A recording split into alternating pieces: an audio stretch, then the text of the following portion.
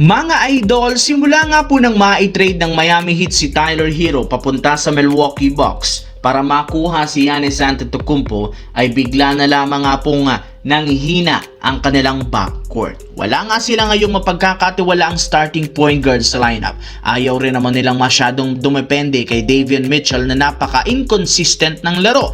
Kaya eto ang mismong dahilan bakit mismo ang presidente na si Pat Riley ang nagsabi na bukod sa pagkuha kay LeBron James, isa rin naman sa mga priority na gawin ang pagkuha ng bagong gwardya. Pero dahil gipit ang Miami sa cap space, meron na lamang silang dalawang choices para makuha ng point guard ngayong off-season. Either makasungkit na mga player o veterano na kumukuha ng minimum deal o di kaya gagawa sila ng isang trade ng ibang koponan kaya sa mga susunod na araw.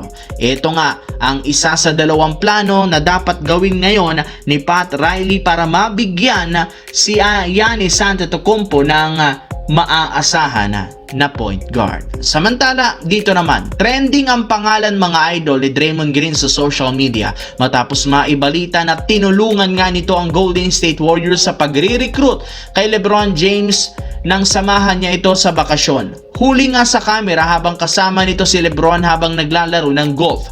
Kagaya ng inasahan, dito nga niya ginawa ang pagre-recruit at pagkumbinse kay LeBron na lumipat ngayon sa Golden State. At sa kabutihang palad, mukhang naging epektibo rin naman ang kanyang ginawa matapos lumabas ang balita na tumaas ang posibilidad ng Golden State Warriors na makuha si LeBron James sa free agency. Magkakaroon rin naman si LeBron ng advantage kapag pinili niyang lumipat sa Golden State since napakalapit na rin naman ang San Francisco sa Los Angeles. Meron nga silang potensyal na manalo ng kampyonato kasama sina Stephen Curry at Draymond Green bago pa matapos ang kanyang NBA career. Kaya isang malaking oportunidad ito para kay LeBron James na hindi niya dapat palampasin. Sa kabilang banda, kung inyo ngang matatandaan, hindi kinuha ni James Harden ang kanyang $42.3 million na player option sa Cleveland Cavaliers ngayong offseason upang matulungan niya ang team sa cap space. Kukuha na lang naman ito ng bagong kontrata na nagkakahalaga ng at least $30 million per year, malayong malayo sa kanyang sanang makukuhang deal. Pero makalipas ang ilang linggo mula nang tanggihan ito ang kanyang player option, wala pa rin naman silang napagkakasundo ang kontrata ng kampo ni Harden at ng syempre Cavaliers. Dahil sa sitwasyong ito, may lumabas na balita sa social media na imbis na daw panatilihin nila si Harden, kinukonsidera nga ng Cleveland Cavaliers gamitin ito sa isang sign and trade deal.